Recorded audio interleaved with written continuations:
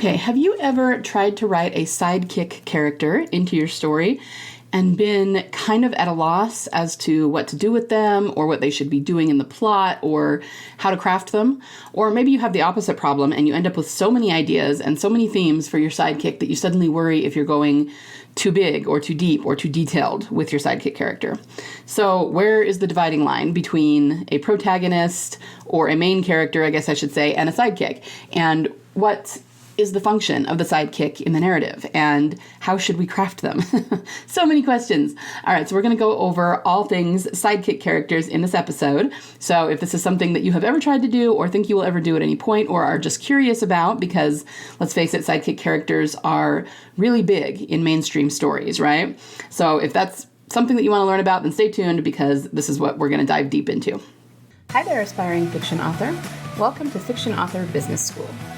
Do you want to write your stories with ease and confidence? Do you find yourself Googling how to write a fiction book or how to write a character arc? Do you want to create a fiction empire, but you can't even finish the story you're currently working on, and you find yourself doubting it will even be good enough? Hi, I'm Liesl. I too have been writing stories since I was just a kid. I wanted to do something about my fiction writing dreams, but got information overload every time I looked for writing help because there's just so much out there on the internet. I wanted confidence that I wouldn't disappoint my readers and a plan to publish regularly.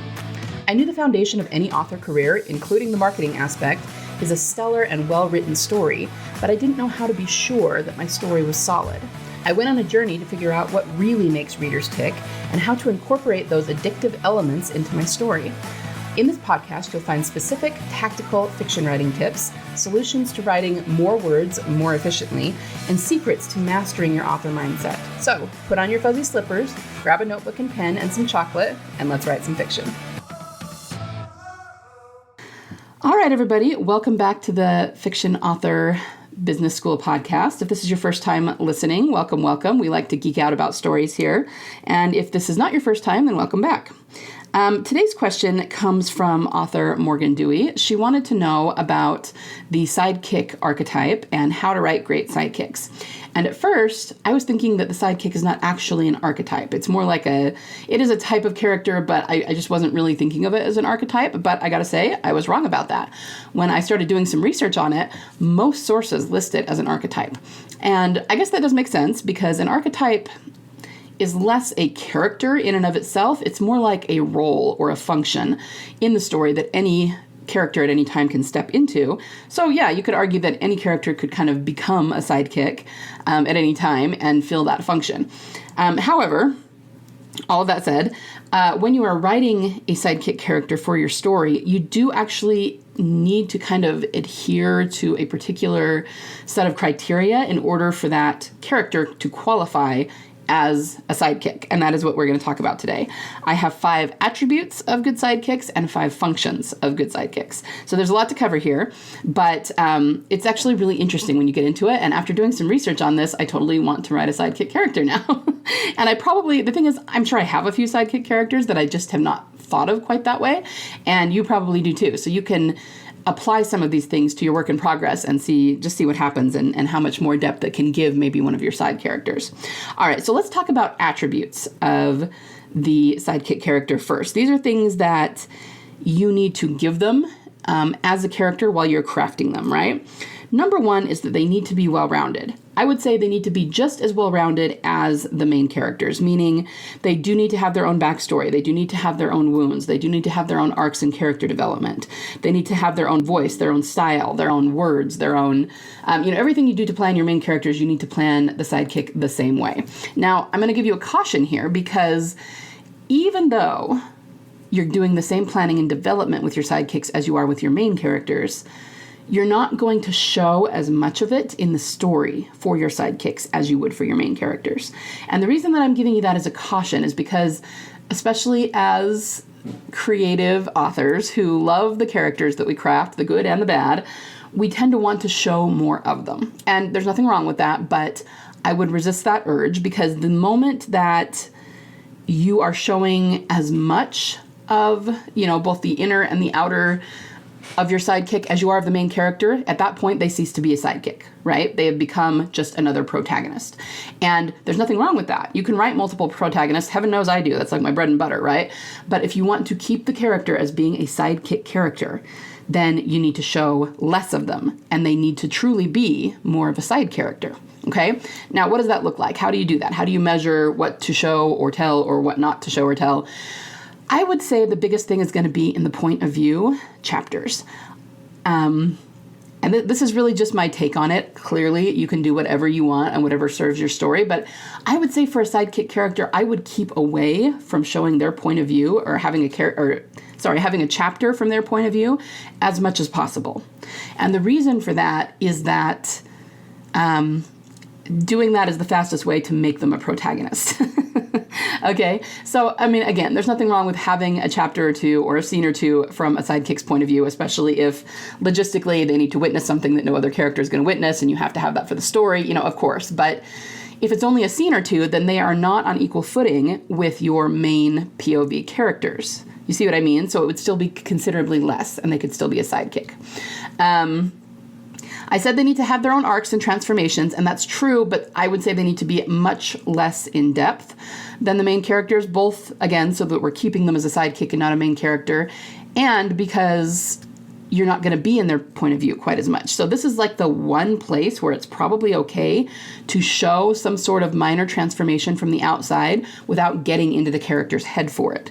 And in a way, that's kind of what sidekick characters do. And there's this phenomenon in literature and stories in general. I mean, it can be in film or in TV or in books or in anything where the audience tends to love the sidekicks and they tend to want to know more about the sidekicks. Think about that. Why is that? It's because we generally get either no point of view from them or very, very limited. So we're seeing them from the outside. Now, your main character and your main protagonist, if you've written them correctly, we should be inside their head at all times, right? So we see and experience, we feel their transformation, all of it, 100% by the end of the book. And that's as should be. But the point is, there's very little mystery there. Whereas with a sidekick, there's a lot of mystery because we don't get in their head. And that's why audiences tend to gravitate toward them and want to know more about them. And that kind of mystery and intrigue and the curiosity that it creates is almost one of the main attributes of a sidekick because we aren't getting into their own head. Now, of course, it's perfectly acceptable, like I said, to do a few scenes from their point of view or to write a spin-off that is all about them, and that's fine. But if you want them to be a sidekick functionally in the story, we need to keep that intrigue. We need to keep that barrier so that we're more witnessing them from the outside than we are experiencing what they're going through on the inside. Because even if you do a spin-off to, that is their story, in that story that's their story, they're no longer the sidekick. They're the main character and protagonist. But in the mainstream story that you're writing, if you want to keep them as a sidekick, you need to follow those rules and keep them as a sidekick and not as a protagonist or a main character. Okay, I hope that makes sense.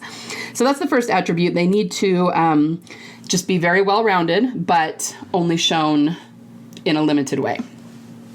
The second attribute is that they need to be more comfortable following than leading. Okay, that's why they're a sidekick. That's why they're usually following one of the main characters. They're one of their people. They're one of their entourage. They're one of their goons. And, keep in mind that a sidekick can be a villain sidekick or it can be a good guy sidekick, right? But the point is, if you have your sidekick constantly stepping up and taking control and leading, then they're less of a sidekick. And of course, they can do that in certain situations when the person they follow isn't there, maybe. But overall, especially if the person they are a sidekick to is in the room, they need to have a more muted role in terms of leadership. They follow that person, they're loyal to that person, but they're not terribly comfortable leading, and that's why they're a sidekick to begin with. It's kind of the psychology of it. If they wanted to be the leader and they were comfortable taking control of a situation all the time, they wouldn't be a sidekick, they would be a leader, right? So you have to understand the psychology of that sidekick. The third attribute is you do need to have flaws and show some flaws. So this kind of goes back to what I talked about at the beginning, that we need to kind of see them from the outside. And this is actually, it can be a little bit tricky, but it's a really good exercise for you as an author because we need to see their flaws, and to a certain extent, unless you're trying to make a really, really mysterious character, which don't try to do that. Most of you unless you're doing it on purpose, you don't usually want to do that.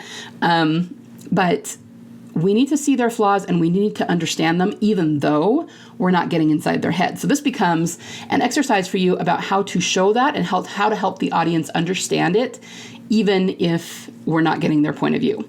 So this can be other people talking about them. They can be other people observing them and drawing conclusions. It can be them talking about themselves, because even though we're not in their head, they could still tell somebody else what they're thinking, right? So it kind of becomes an interesting challenge for you as an author to help show the flaws without getting inside the character's head.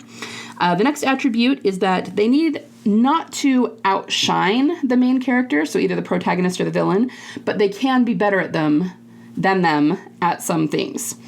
And why is that? Because this is actually one of the functions that I'm going to get to next, but it's because they complement each other really well. So in order to make your sidekick very well-rounded, you like I said, you want to give them flaws, but you also maybe want to make them a little bit better at one thing than the protagonist is, so that it's obvious why they work well together. Okay, that's one of their attributes.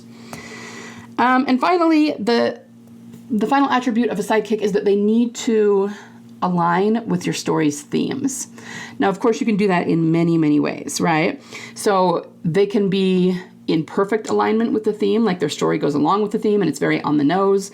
And so they are kind of proceeding along the same lines as the main character in their story. But you can also do more subtle or adjacent examples. So maybe it is the same theme, but they're approaching it from a different way. Or, of course, you're giving them a different story than the main character, but they're still going to come to the same conclusion at the end, which is the overarching theme of your story. And then, of course, you could do some sort of anti-theme with them where they, the main character is learning that if X, then Y, and that's the theme, and the sidekick does Y and therefore does not achieve, whatever the theme is. So you could do kind of an anti-arc with them as well. But either way, what happens with the sidekick, whatever their arc is, whatever part of the plot they have or story you give them, still needs to align in some way with the overall theme of your story. So you don't want to put a sidekick in there to tell a completely different story with a completely different theme. That's going to make it really jarring and your story's not going to be very cohesive. And if anything, you're going to kind of confuse your readers because they won't understand what the sidekick has to do with the main character, right? So we just need to make sure that everything is working together toward the same end, which is the same theme. All right, so those were the 5 attributes. Let's talk about the 5 functions. Number 1, the function of the sidekick is to show loyalty to something and be trusted by them. So again, this can be the protagonist or the villain, but they show immense loyalty and they gain the trust of that main character, okay? The second function is that I talked about this a minute ago, they work together and they complement each other. So very often the function of the sidekick is to sort of make up for the protagonist's weakness. Now, let's give a really good example of this, which is, I know you all know, is Lord of the Rings, right? Samwise Gamgee is kind of the ultimate sidekick. And where Frodo's weaknesses are, where he failed and would not have achieved his games, that's where Sam steps in and makes up for it, right? So that's a very tangible example of that, but it doesn't have to be quite as on the nose as that either. You can just... It can be like I talked about before, it can be an emotional weakness, right? It can be a physical weakness. It can be, maybe you have, we see this a lot in comic books. So maybe you have a hero with a particular fighting style, but he has one weakness and then his sidekick, steps in and makes up for that weakness and can kind of cover him for that weakness. Or it can be emotional where, say you have a heroine who has kind of an emotional crutch or something, but her BFF can kind of come in and call her out on that and make sure that she's not leaning on that emotional crutch, and therefore, they just complement each other really well and help each other in their strengths and weaknesses. That is one of the major roles of a sidekick. So once again, if you think about what we've already talked about, if you're giving the sidekick 100% their own transformation and you're focusing on that rather than on how they are complementing the hero or villain, then at that point they are no longer a sidekick, they've become their own protagonist. You see what I mean? So again, it's not bad for you to give them their own transformation, but it needs to be secondary to the protagonist or villain, and it needs to be something that we're not getting from their point of view, that we're kind of just observing outwardly, and that just puts them in a little bit more of a diminutive position to the protagonist, or I guess I should say the main character, because again, it can be the protagonist or the villain. The next function of the sidekick, they have to have an active part in the plot. Okay, so this is something to remember. If your sidekick is just someone who is standing in the background, not really doing much, or just showing up there in each scene, but not driving things very much, then they're not really a sidekick either. They're just a flat stock character. They're like an extra in a movie, right? They're not actually doing much. So you need to make sure that they are a big part of the plot. Pick at least a couple of plot points that hinge on something they do so that they are helping to drive the plot forward. So this is what's really fascinating. And I honestly hadn't thought too much about this before I started researching this, but a sidekick character is like somewhere directly between the main character and the flat stock character, okay? If they have their own transformation, it's not huge and it's not in your face like the main character, but they do drive the plot a little bit, which is more than a stock character would. So they're kind of this really interesting middle ground that we don't think about too much. So they do need to help be an active part of the plot and drive the plot. The next function is that they need to help the main character realize their internal transformation. Okay. So here we're going a level deeper, right? So whatever your main character or your villain's transformation is, if you're going to give them a sidekick, that sidekick needs to help them along toward that transformation. See what I mean? So we very much need to integrate them into the internal arc of our character. And, if they're driving the plot and, the plot is usually driven by the internal transformation or vice versa, then you can see how these things all work together. So once again, your sidekick is definitely not a flat stock character. They're not a main character, but they're helping to facilitate the transformation of your main character.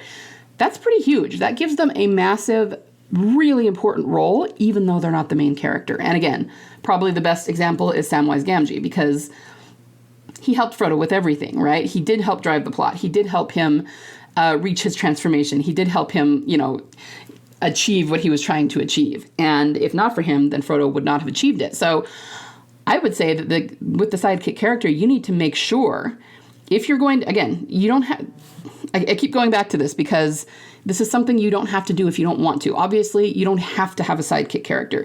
You can have a side character that is not a sidekick character. You can have flat stock characters that are just there for, whatever reason in the story, but they don't really have much to do with the plot. But if you are specifically wanting to write a sidekick, then you need to make sure that the hero or heroine or villain, the main character, would not have achieved their goals if the sidekick had not been there. They are an integral part of the transformation of the main character. Okay, so let me go over that again. You're thinking, okay, well, I have side characters, but they don't do any of these things you're talking about. That's fine. Okay, there are side characters, there are subplots, but if they're their own thing and they are not helping to facilitate the transformation of the main character, then they're just not sidekicks. They're just side characters or subplot characters or whatever you want to call them, okay? But a sidekick specifically is there to be loyal to the main character and to help facilitate their transformation and to help push the plot forward in their favor, okay? And I mean, you could even maybe suggest that if we're talking about the villain and they have sort of an anti-arc or an anti-transformation, maybe the sidekick keeps them from realizing their evil aims, which is actually foiling them in their evil plans, right? Or maybe, I don't know, it could work either way, right? The villain sidekick could help them reach transformation, or they could hinder them because they're the villain, right? Either way would work. It just depends on what you want to do with it.